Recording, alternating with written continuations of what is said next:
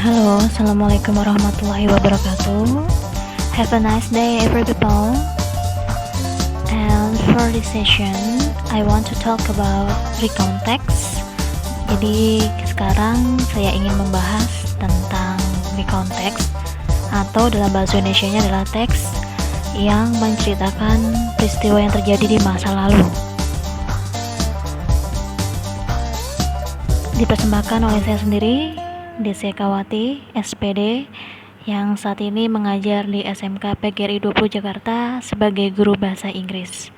Oke, let's check it out.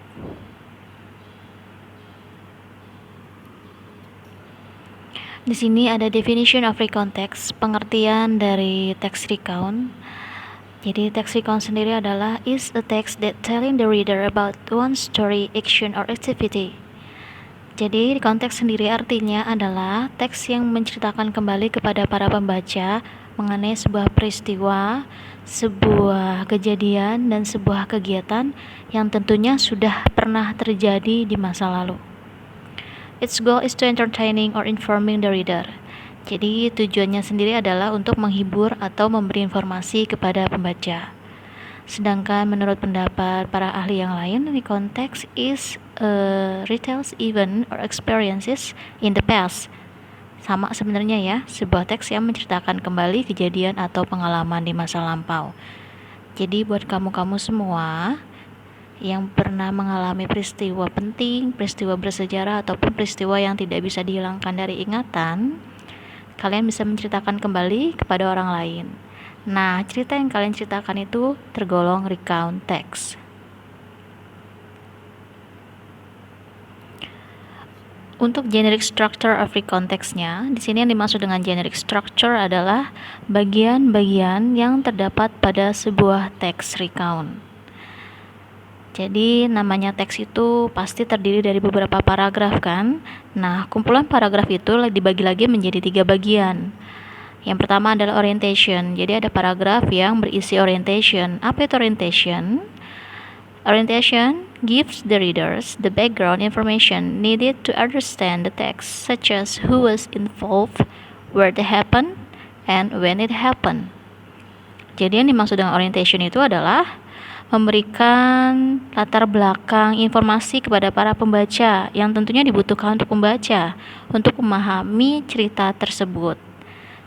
Jadi kalau misalnya kita cerita, kita harus ngasih tahu dulu nih kepada para pembaca ceritanya itu tentang apa, siapa, bagaimana terjadinya, dan kapan terjadinya, serta di mana terjadinya. Ya, jadi who was involved, siapa yang termasuk di dalamnya, where it happened, di mana terjadinya, and when it happened, dan kapan. Kemudian yang kedua adalah events.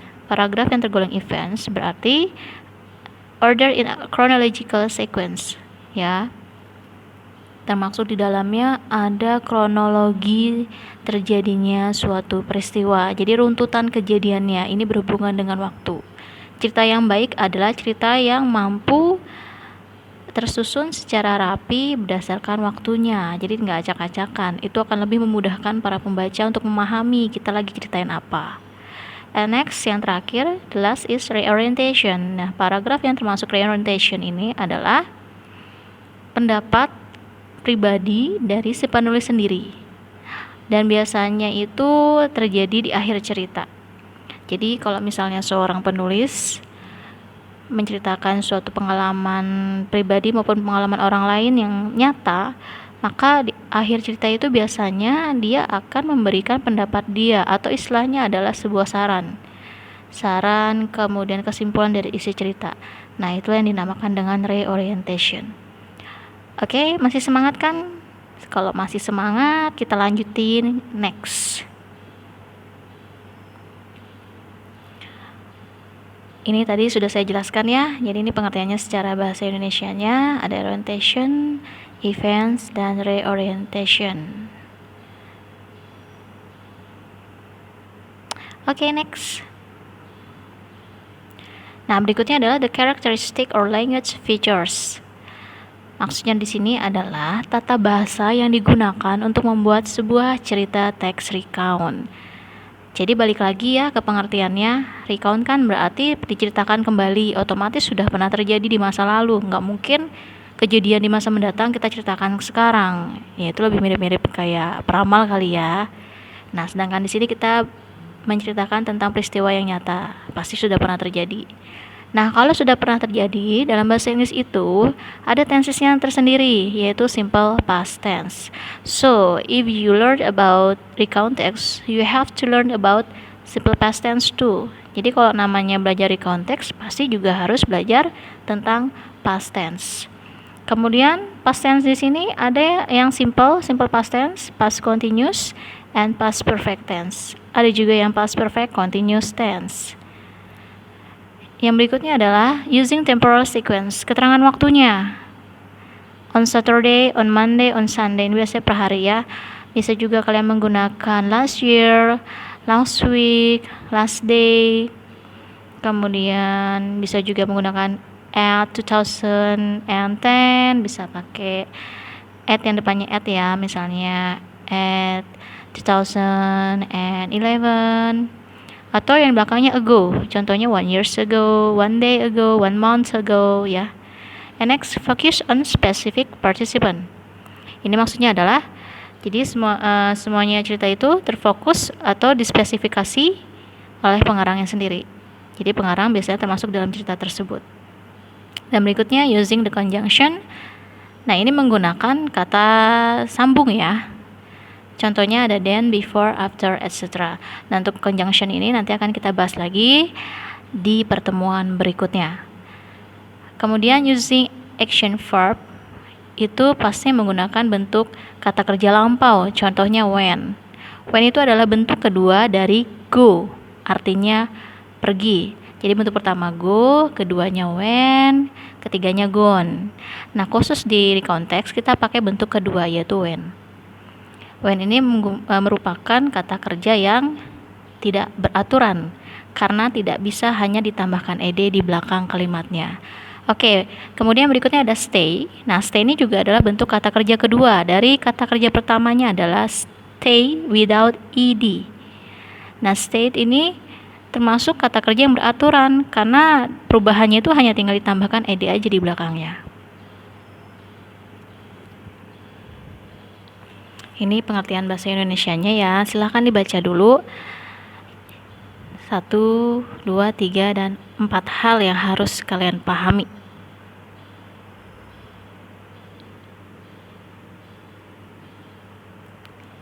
Next. Ini adalah salah satu contoh teks dari recount teksnya sendiri. Example text. Being late last morning dinner, my roommate woke up late and she had to go to campus. When she wanted to take her motorcycle, in fact she couldn't move it because there were some motorcycles that blocked up her motorcycle. She tried to move all of the motorcycles so that her motorcycle could move from the garage, but she couldn't do it. Then she called Adele, who had the motorcycle which blocked it up. After that, her friend who had the motorcycle helped her. Finally, she could move her motorcycle and rode it to go to campus. Nah, pengertian secara keseluruhannya ini menceritakan tentang si Dinar. Jadi penulisnya itu adalah temannya Dinar. Kenapa bisa temannya Dinar, bukan Dinar sendiri? Karena subjek yang dipakai di sini adalah bentuk kata ganti orang kedua tunggal, yaitu Dinar. Kalau misalnya si penulis sendiri biasanya dia menggunakan last morning, I gitu. I and my roommate. Jadi ada kata I-nya di situ yang menunjukkan bahwa ini ceritanya si penulis. Tapi kalau kita lihat di sini kan kita nggak menemukan kata I ya. Otomatis itu adalah cerita dari orang lain atau pengalaman yang dirasakan oleh orang lain. Nah, si Dinar ini ceritanya bangun kesiangan. Dia harus segera pergi ke kampus. Ketika dia mau ngambil motornya, ternyata dia tidak bisa mengeluarkan motor itu karena ada beberapa motor yang menghalangi motornya untuk dikeluarkan. Biasanya ini parkiran mungkin ya, parkiran atau garasi. Biasa kan kalau kita di parkiran itu kan di belakang ada motor, samping kanan kiri motor, depan juga ada motor, jadi kita nggak bisa ngeluarin motor kita. Dan kemudian she tried to move all, artinya adalah dia mencoba tuh untuk mindahin semua motor-motor yang halangin motornya dia. Jadi motornya dia bisa keluar dari garasi. Oh, berarti ini di garasi ya, garage. Tapi dia nggak bisa, but she couldn't do it. Then she called Adele. Terus dia manggil temannya namanya Adele, yang punya motor yang halangin motornya dia itu. Habis itu temennya dia yang punya motor yang lainnya tuh nolongin dia juga. Akhirnya dia bisa ngeluarin motornya dan mengendarai pergi ke kampus. Oke, next. Di sini kita bisa lihat dari bentuk tensesnya sudah kelihatan banget ya, ada kata last morning. Last di sini keterangan waktu bentuk lampau, past tense. Kemudian ada kata my roommate woke up, itu di paragraf baris pertama itu ya. Ada Dinar, my roommate woke up. Woke itu adalah bentuk kata kerja kedua dari wake, artinya bangun terlambat, bangun ya. Kemudian di berikutnya bawahnya ada when she wanted. Nah, wanted di sini juga menggunakan ed ya. Jadi dia bentuk kedua dari want, artinya ingin.